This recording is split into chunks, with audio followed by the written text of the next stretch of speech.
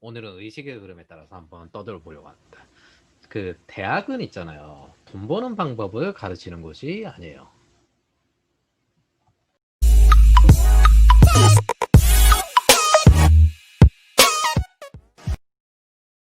이게 무슨 뜻이냐면은 흔히 컴퓨터 공학과 졸업자들이 그런 질문을 많이 합니다. CS 그러니까 컴퓨터 사이언스 이거 필요해요? 네, 이 말 많이 하거든요. 그럼 그 유형들이 뭐냐? 컴퓨터 공학과에 들어갔다면 되게 잘하는 사람 많아. 이 천재 너무 많은 것 같아. 근데 나는 컴공 나왔는데 이게 나이가 드니까 취업도 못하고 이거 천재가 너무 많은 것 같은데? 어이씨 이거 잠깐만 나 이대로 이거 일할 수 있나? 그 다음에 이제 뭐 이런 경우가 이제 남 부럽다가 자아를 붕괴 남이랑 자기를 계속 비교하다가 비참해지고 교만해지는 상태. 두 번째, 컴공 나왔는데 이거 취업하는데 아무 쓸모 없잖아. 그냥 자바 스프링하고 코테 준비하는 게 훨씬 취업 잘 되는 것 같은데? 아이씨 지금 컴퓨터 공학과 인생이 아깝네. 이게 서류에서 많이 탈락해본 유형이에요. 면접 들어가면은 컴퓨터 공학과 지식을 묻거든요. 그리고 논리적으로 그 스프링 프레임워크나 그런 것들에 대해서 설명을 하나하나 하라고요. 인턴 되면 거기서 또 다시 또 그거를 점검하는 시간을 가지고. 세 번째, 이제 남이 나보다 돈 잘 벌어. 아니, 근데 고졸로 시작한 사람 중에 병특 가지고 컴공 안 나오고 국비지원 6개월 하고 경력 쌓아서 돈 잘 버는 사람도 경력 쌓고 나온 다음에 돈 버는 사람도 되게 많네? 점프업 부러워하고 경력 빨리 해서 돈 많이 버리면 갑자기 부러워하는 유형이 있고요. 컴공 졸업해도 국비 지원 들어가야 취업하는 이게 현실이거든요. 예. 이런 유형이 있고. 그 다음에 하나 더 있다면, 이 경우는 이제 컴퓨터 사이언스를 이제 옹호하는 입장입니다. 비전공 개발자로 일하다가 독학사나 학원제로 CS 공부, 이거 내가 지금 일하고 있는 거에 단어가 있구나. 이게 왜 이렇게 하는지 이제 알겠네. 하면서 이제 발견의 기쁨을 얻어서 이제 감탄하는 비전공 현업자. 뭐 대충 유형을 살펴보면 뭐 이 정도쯤 되거든요. 오늘의 주제는 이 내형에 대해서 이제 보통 말하는 거, 컴퓨터 사이언스는 과연 필요한가? 거기에 대해서 어떤 식으로 이제 취업하는 데 쓰이는가? 그런 거에 대해서 말씀을 드리려고 합니다. 이제 컴퓨터 공학과 뭐 교과 이수체계 뭐 이렇게 하는데 사실 이게 옛날식이에요. 지금도 컴퓨터 공학과에 있는 건 되게 옛날식이고 이게 민간이면 다르냐. 한 20년 차 된 뭐 개발 팀장이나 이런 사람도 있다. 그러면 이제 그 사람도 똑같이 C++이나 자바 정도는 해야 된다. 뭐 그렇게 말을 할 거예요. 뭐 지금 시대에 맞추려면 오히려 고나 이런 걸 해야 되겠죠. 뭐 자바는 여전히 쓰이고 있긴 하지만 그럼 우리 CS니까 이제 롤을 기준적으로 봅시다. 롤에서 승리 조건이 뭐냐면 CS를 먹고 난 다음에 타워랑 오브젝트를 챙기고 넥서스를 깨는 거예요. 네, 이게 목표거든요. 철거 게임이에요. 근데 사람은 이제 언제나 정해진 대로 움직이는 거 되게 싫어요. 뭐 달려들어서 킬 내고 멋지게. 그리고 난 다음에 도박수를 걸어가지고 그리고 미니언 타워 오브젝트 이런 거 다 버려. 그리고 안 되잖아? 이제 그럼 팀은 남 탓. 이 3단계의 구조로 이루어져 있는데 그러면 실제 상황은 어떻게 이루어지냐? 미니언 적당히 먹다가 킬이 나오면 이제 빨리 성장하는 거예요. 그리고 타워 오브젝트를 채우는 거예요. 근데 킬이 나왔다고 해서 미니언을 안 먹는 건 아니죠. 이 미니언의 기준이 똑같이 컴퓨터 사이언스 기준과 똑같습니다. 이건 계속 먹을 수밖에 없어요. 그럼 여러분들의 문제는 어디 생기느냐? 대학은 돈 버는 법을 가르치는 곳이다라는 기준점에 생겨요. 여기를 졸업하면 취업을 하겠지. 이게 전자공학과나 기계공학과 이런 영역은 그걸 졸업해야 그쪽 영역에 들어갈 수 있어요. 근데 컴퓨터공학과는 아니에요. 컴퓨터공학과는 연구계열과 시장기술의 괴리가 되게 커요. 그래서 대학의 목표는 연구자를 양성하는 게 제 1순위예요. 교수는 잘 가르쳐야 하는가 아니면 잘 연구해야 하는가 여기에 대해서 이야기가 많은데 주류를 이야기를 하자면요. 교수는 잘 가르치는 것보다 잘 연구해야 됩니다. 주업이 연구고요. 부업이 연구자를 양성하는 거예요. 그러니까 여러분들이 대학교에서 배우는 것도 연구자의 가능성이 있는 뿌리들을 양성하는 것 중에 하나라고 생각을 하시면 됩니다. 뭐 전문 대학에 가면 뭐 이제 전문적인 걸 가르치나 아니요 다 똑같습니다. 그냥 연구자를 양성하는 거예요. 목표가 잘 가르치고 유명해져 가지고 뭐 일반인과 기업들에게 좋은 평판을 얻는 교수님들이 있을 수가 있어요. 근데 그런 분들은 연구자들한테는 굉장히 좋은 평을 얻기가 힘듭니다. 그 사람이 잘 가르치는 인정을 해. 근데 교수의 역할은 아니야. 그런 말을 많이 해요. 흔히 연구자가 되어서 보통 최종적으로 우리나라의 최상위까지 올라가는 게 보통 장관자리죠. 장관들은 대부분 보면은 교수들 하시는 분들이나 기본적으로 박사학위를 가지신 분들이 많이 있습니다. 다시 돌아가서 대학은 있잖아요. 여러분들이 민간에서 사업을 잘하고 돈을 잘 벌고 혹은 기술적으로 엔지니어로 성장하고 성공하고 그런 걸 가르치는 곳이 아닙니다. 대학의 목표는 뭐? 연구자를 양성하는 게 목표입니다. 그리고 교수님들의 역할은 잘 가르치는 게 목표가 아니라 잘 연구하는 게 목표고요. 그래서 다시 돌아가서 여러분들이 착각하는 건 대학은 취업용 기술을 가르칠 것이다. 이거에 착각을 해요. 컴퓨터 공학과 안에서는 더욱더 이게 안 맞습니다. 심지어 석박사 나오고 난 다음에 이제 먹고 살기 위해서 공공기관 프로젝트만 받으면서 그렇게 사는 경우도 사실 많고요. 연구자를 양성하는 게 목표입니다. 그럼 대학은 다시 돌아가서 시장 기술을 가르치지 못해요. 예를 들어 네트워크를 가르친다고 할 때 네트워크 기초 이론은 가르칠 수가 있어요. 근데 시스코 현업에 쓰이는 시험용으로 시스코 장비를 가져놓고 시스코 장비를 어떻게 쓰는지 그런 걸 알려줄 수는 없어요. 교수님들도 그것들은 모르십니다. 교수님들은 연구하셔야지 언제 그 매번 바뀌는 시장 기술을 찾을 거야. 그런 시장 기술은 어디서 나오냐면 저기 실리콘밸리 미국 서부에 있는 저기 회사들에서 여러분 이게 새로운 템플릿이 나왔습니다. 여러분들이 이거 좀 더 쉽게 할 수 있어요. 네트워크도 뭐도 복잡한 과정은 쉽게 할 수 있어요. 그러니까 이 장비를 쓰세요. 그게 시장을 주류가 되고 그걸 활용해 가지고 다른 곳에 비즈니스를 하는데 활용을 해요. 그러면 여러분들은 거기에 대해서 그걸 활용하는 사람이 되는 게 엔지니어거든요. 그 활용하는 방법론들 중에 이 템플릿들이 사용된 것들 중에 그 CS의 기초 개념들이 각기 들어가 있는 겁니다. 그게 지금의 현대 IT 기술들의 기반이에요. 그래서 제가 보통 컴퓨터 공학과에서 코딩을 익히는 방법이 크게 3단계로 나오는데 뿌리가 되는 기초를 익히고 난 다음에 그거를 구현하고 활용해서 시장 기술을 익혀라. 그리고 난 다음 이제 뭐 흔히 말해서 디버깅이나 아니면 이제 남에게 평가를 코드 리뷰를 바라보는 것처럼 트러블 슈팅을 해라. 만들어 보면서 찾아내는 영역들이 있거든요. 그것들이 여기에 속해요. 그러면은 미니언 먹기에는 뭐가 속하냐? 미니언은 게임이 끝날 때까지 계속 먹어야 되잖아요. 이 미니언 먹기가 어디에 속하냐면 한 번씩 사고가 날 수가 있어. 아니 뭐 바론이 갑자기 치다가 뺏길 수도 있고 내가 어디서 끊길 수도 있겠지. 근데 그 변화에서 대응할 수 있는 뿌리의 역할을 하는 게 컴퓨터 사이언스의 기초 개념입니다. 왜? 템플릿은 점점 더 개선되고 바뀌니까. 근데 뭐를 기준점으로 바꿔요? 컴퓨터 사이언스를 기준점으로 바뀌어요. 근데 이건 있어요. 사실 여기에서 분석과 해석을 위한 그 템플릿을 분석과 해석을 하기 위한 트러블 슈팅 분석과 해석을 하기 위한 지적 자원인데 이거는 있어요. 뭐 컴퓨터 공학과나 컴퓨터 과학과 같은 경우에는 연구를 위해서 있는 학문이다 보니까 학과들마다 영역이 다르고 직업에 맞춰져 있진 않고 그리고 모든 대학의 공통점 예를 심지어 MBA를 간다 하더라도 사례가 10년 전 사례를 하는데 IT에서 기술 관광기는 흔히 3년이죠. 보안에서 기술 관광기는 1.5년이고요. 그러다 보니까 보안 하나만 봐도 각 영역이 굉장히 많은데 암호학에서부터 뭐 여러 가지. 근데 시장에는 보안 관제 직업이 있고 그러면 거기서 포기해야 될 것들이 있어요. 근데 전부 다 가르쳐 보는 거예요.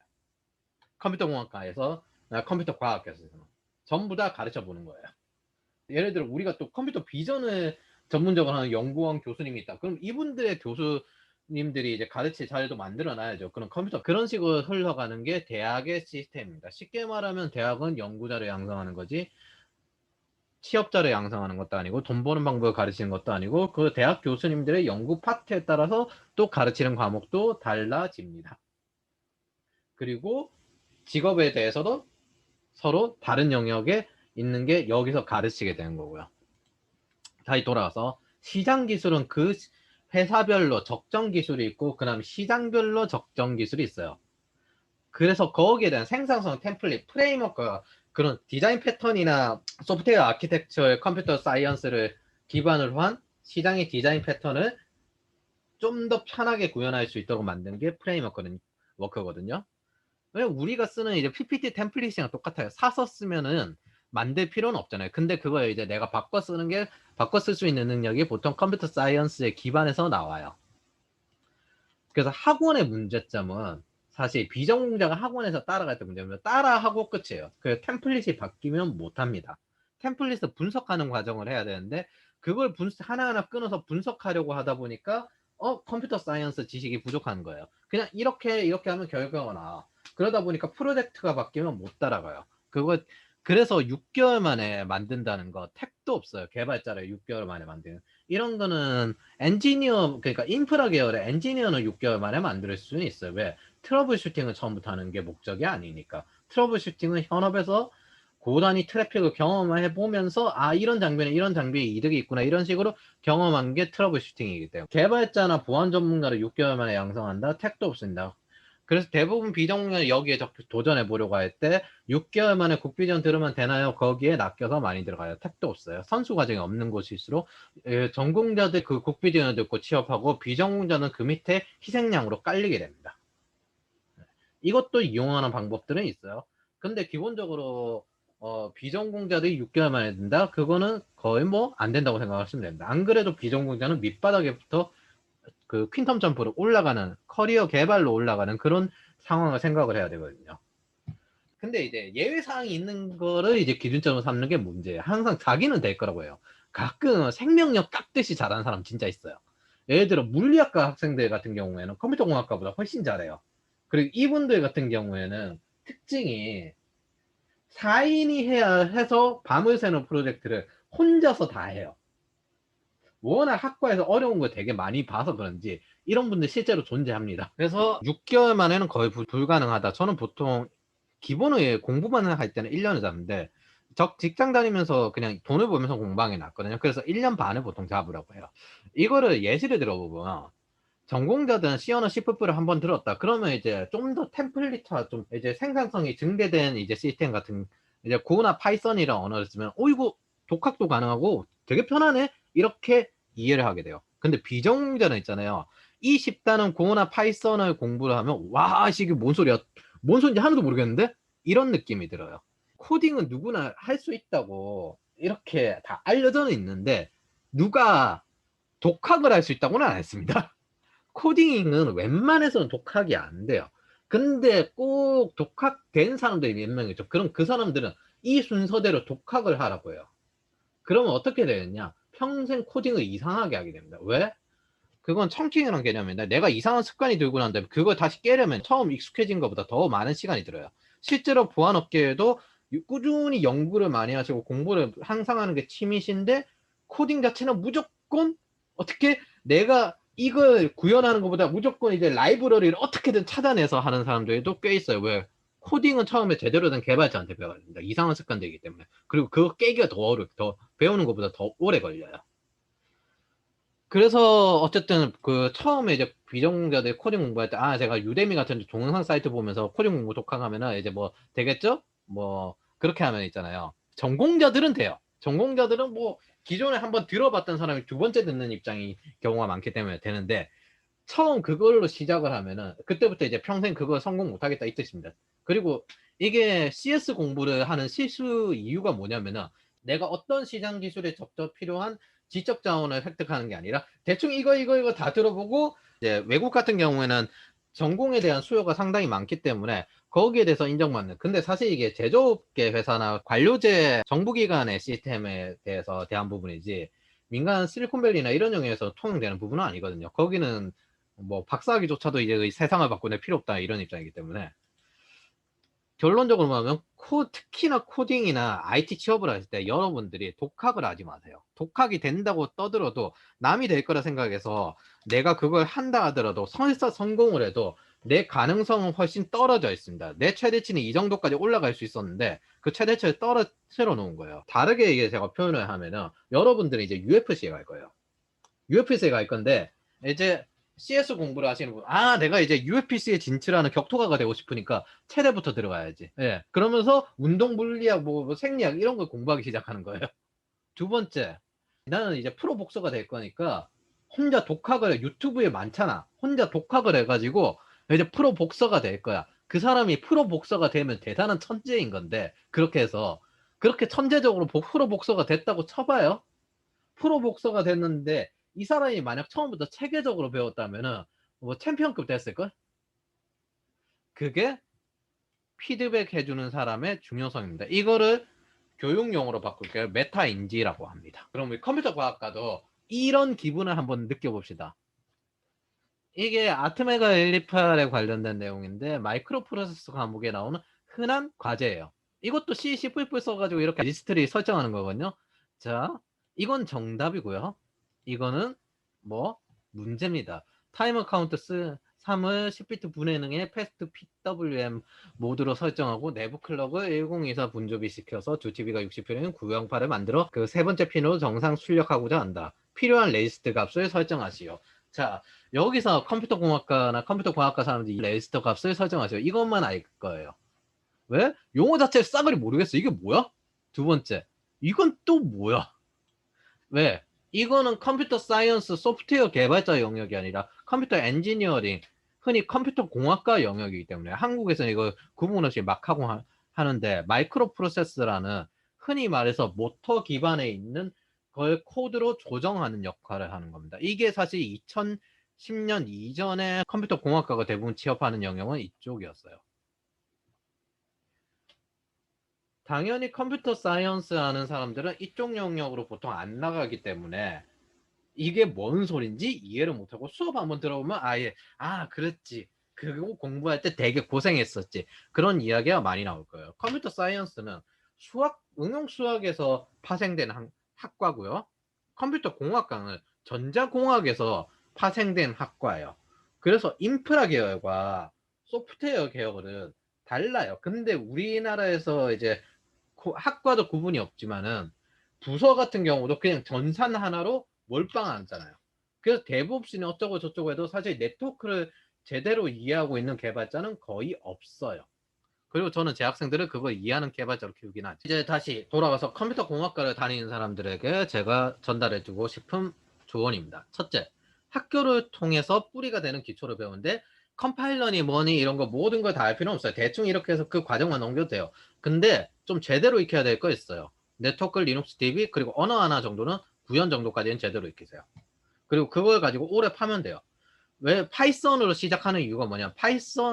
파이썬이 이제 지금 이제 글로벌 컴퓨터 공학에서 처음 배우는 언어 중에 제일 괜찮은데 예전에는 항상 C, C++를 기본적으로 익혔습니다. 그랬더니 코딩 트라우마가 너무 심한 거야. 근데 파이썬을 익히니까 코딩 트라우마가 확 줄어요. 물론 대학 교수님들 잘 가르치시는 분들도 아니고 그 트렌드가 좀 떨어지기 때문에 파이썬을 처음 하다 보면 좀 힘들 수는 있는데 이거 민간에서 가격도 얼마 안 하고 한 번쯤 먼저 들으면 금방 적응하거든요.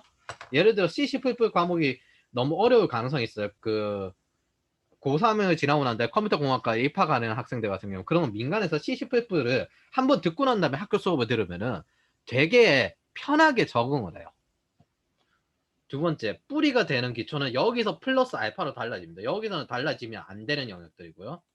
개발자 같은 경우 여기에 자료구조 알고리즘이 중요하고요. 예를 들어 이런 게 있어요. 아무리 네트워크 엔지니어가 뭐 코드를 요즘 자동화 툴을 쓴다 하더라도 이 사람들이 뭐 개발을 할 건도 아니고 코딩으로 자동화 툴을 만드는 정도가 하면 되는데 그럼 구현 정도 하면 되지 개선을 하는 자료구조 알고리즘까지 필요 있어요, 없어요?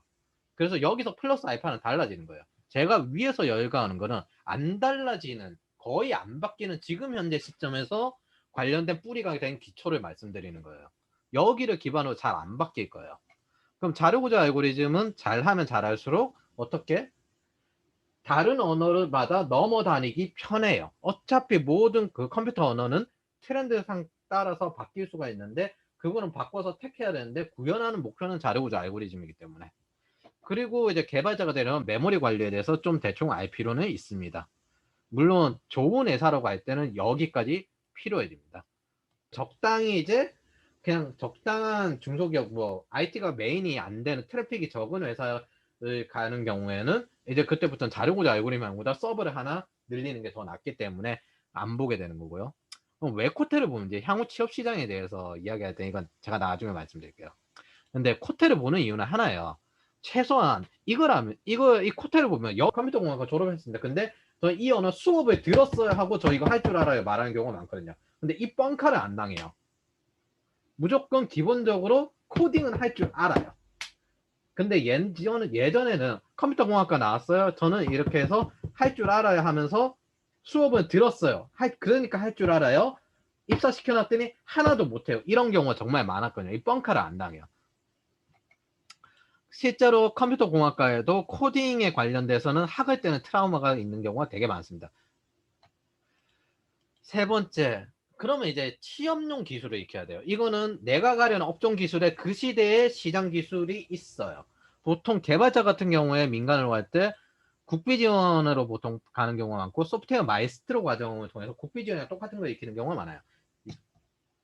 이게 뭐 특별히 뭐 그 외에 이제 무료로 해주는 뭐 정부 시스템 이런 거 많은데, 뭐 최상위 과정 어쩌고 저쩌고 해도 민간에 취업하는 건 어차피 그 과정에 대해서 회사가 요구하는 거지, 여기서 소프트웨어 마이스터로나 BOB 같은 건 여기서 한 단계 플러스 알파 연구 과정까지 좀 더 넘어가 보는 거예요. 시장 규모는 아직 작긴 한데 연구가 취업용은 아닌데 창업용으로는 적합한 그런 용도의 것들이 꽤 있거든요. 이거는 제가 개인적으로 생각할 때 자기 인생에 여러 가지 가능성을 최대치 높이는 거기 때문에, 아직은 이제 시장이 주류 기술화는 안 되는데 단기적으로 주류 기술화될 가능성이 있는 영역, 그런 것들에 대해서 여러 가지 경험을 쌓아보는 영역이기 때문에 학생 때 할 수 있는 장점이라고 생각을 합니다. 그래서 저는 대학의 과정이 여러 가지를 가르치는 게 취업용 기술은 아니긴 하지만은 저게 과연 잘못되었냐 묻는다면 저는 아니, 저거는 대학의 본연의 역할에 충실한 거다라고 생각해요.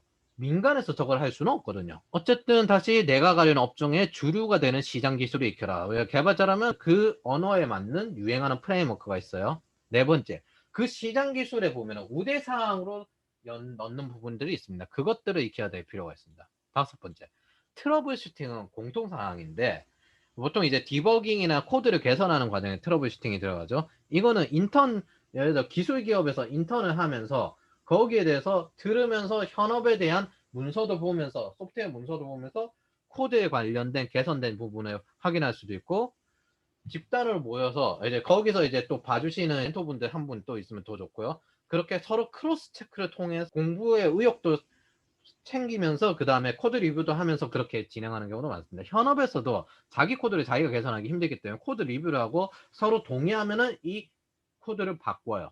이런 시스템으로 갑니다. 이게 보통 개발 문화인데, 여섯 번째, 여기서 IT에서 이런 경우가 있어요. 자기가 최대한 준비가 잘 되고 공부가 잘 되면 그 다음에 이제 프로젝트에 도전하는 거예요. 그게 아니라 일단 정해놓고 무조건 구형과 프로젝트에 도전해보고 그 다음 거기에 필요한 지식 개선을 하나하나씩 해가는 거예요. 혼자 하면 사실 이거 지속하기 되게 어렵긴 한데, 문제는 도전은 혼자예요. 지식과 개선은 여러 사람들의 평가도 받아보면서 그렇게 진행을 하는 겁니다. 그리고 벤치마킹도 해보고, 보안업계 같은 경우에는 버그 바운티가 있는데 버그 바운티를 머리를 다 쓰고 난 다음에 버그 바운티를 한다? 그렇게 안 통해요. 이런 거는 보통 어떻게 하냐면은 현업자일수록 더 돈 주고 공부를 많이 합니다. 그래서 버그 바운티를 어느 정도 할 줄 아는 사람한테 대충 이야기를, 공기를 사든가 아니면 강의를 들어가서 몇 가지 들어요. 한 두세 개 정도. 두세 개 정도 듣고 그 다음에 뭐 대충 버그 바운티 찾는 방법 뭐 이렇게 해서 유형으로 인터넷 문서도 검색해보고 책으로 한두 권 보고 난 다음에 일단 그때부터 때려 박아봐요. 몸으로 가는 거예요. 이제 그때부터 몸으로 가고 개선하면서 발견하고 몸으로 가고 생각해서 발견하고 이런 식으로 넘어가야 됩니다. 프로젝트 똑같습니다. 일단 만들어보고 그 다음에 개선하고 그 다음에 이제 유사한 프로젝트나 다른 프로젝트를 할 때도 그 경험이 도움이 되고, 이거에서 이제 개발자, 오픈소스 좋아하는 개발자 같은 경우 오픈소스를 많이 해보라 하는데, 오픈소스는 엄밀히 말해서 취미생활이지 돈에 관련된 부분은 아닙니다. 그리고 그게 시장 기술에 대한 영역도 사실은 아니에요. 오픈소스를 좋아하는 회사가 몇 군데 있긴 하지만. 일곱 번째, 좋은 회사일수록 면접에서 CS를 묻습니다. 특히나 이 뿌리가 되는 기초에서 관련돼서 묻고, 심지어 경력 이직할 때도 물어요. 네트워크 같은 경우 OSI 7 같은 개념은 이해하고 있느냐 이런 식으로 물어요. 그러면 왜 좋은 회사일수록 이걸 묻느냐. 예를 들어 이런 게 있어요. 트래픽이 되게 적어요. 트래픽이 되게 적은 회사에서 다루고자 알고리즘을 써가지고 여기서 개선을 한다. 그러면은 여기서 이제 트래픽을 1% 개선을 한다. 이 사람에게 1억 연봉을 주느니 그냥 서버 200만 원짜리 하나 더 추가하는 게 훨씬 더 낫습니다. 근데 저기 구글 정도 되는 데서 자료구조 알고리즘을 써가지고 구글에 이제 전체 트래픽을 0.01% 개선한다. 그러면은 어우 씨 서버가 10만 대가 사라져. 야, 이 사람한테 1억이 아니라 한 3, 4억 줘도 안 아깝지. 그런 상태가 되는 거예요. 큰 회사로 가면 갈수록 점점 더 이 기초 개념과 컴퓨터 사이언스에 관련된 그 직무에 맞는 컴퓨터 사이언스에 관련된 내용을 묻습니다. 물론 장기적으로 여러분은 비즈니스를 아는 개발자나 엔지니어가 되셔야 돼요. 그리고 리더로서 되는 위치를 항상 고민하셔야 됩니다. 관리직과는 달라요. 끝으로 컴퓨터 공학과 다니는 사람들이 기술 공부하고도 잘못되는 경우, 실제로 교수님 말씀을 열심히 잘 듣고 교수님이 여러 가지 프로젝트나 그것들에 대해서 전달을 하잖아요. 그러면 이제 랩실에 들어가서 연구자가 되는 목표지 시험용이 아닙니다.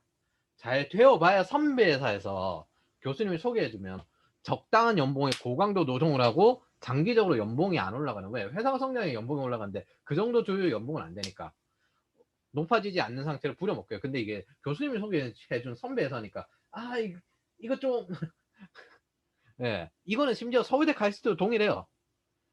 그래서 저런 학위나 학력 같은 경우, 이제 학교가 좋은 경우, 이런 것도 사실은 자산은 팔아먹을 수 있는 시장에 필요한 적정 기술이 있을 때 가치가 상승합니다. 그거를 기억하셔야 돼요. 내가 아무리 좋은 대학을 나와도 시장에 관련된 적정 기술을 일할 사람을 뽑는 거기 때문에 그 사람이 일을 못해. 근데 학위 학력으로 뽑아줘. 이런 건 없어요. 근데 이 사람이 일을 해. 근데 학력도 돼. 그럼 뽑고 난 다음에 이 사람이 심지어 성실해. 그럼 그때부터 좋은 평가를 받게 돼요. 왜? 스타급이 되는 거죠. 결국 비즈니스라는 건 돈을 버는 사람들 위주로 돌아가는 거니까. 끝으로 컴퓨터 사이언스 과목을 그럼 과연 어떻게 쓰느냐. 공공기관이나 공기업 같은 거 할 때 NCS나 이런 거 볼 때도 이런 과목들의 시험을 쳐요. 컴퓨터 사이언스에서 내가 그 시험 보는 걸 굉장히 잘하는 것 같다. 익숙한 것 같다. 그러면은 공무원이나 공공기관이나 아니면은 이제 NCS 같은 곳이나 아니면은 공공기관은 아닌데 공공기관 같은 그런 곳 있어요. 코스콤. 네, 이런 곳에 지원하시면 신입으로 지원하시면은 좋은 회사에 다닐 수가 있습니다. 이런 쪽으로 활용할 수도 있고 기본적으로 엔지니어로 활동하는 데 있어서는 컴퓨터 사이언스는 지적 자원입니다. 바뀌어도 이거를 이 지식을 기반으로 템플릿이 바뀌기 때문에 그럼 그 템플릿만 바꿔 쓰는데 빠르게 적응하고 이거 생산성이 더 좋네. 템플릿은 생산성이거든요. 생산성, 효율성. 네, 그렇게 관련돼서 내가 복잡도가 높은 거를 하나하나 직접 해야 되는데 이 템플릿을 좀 편하게 할 수 있어. 그런 식으로 도와주고 적응할 수 있는 영역에 관련된 것에 속한다고 생각을 하시면 됩니다.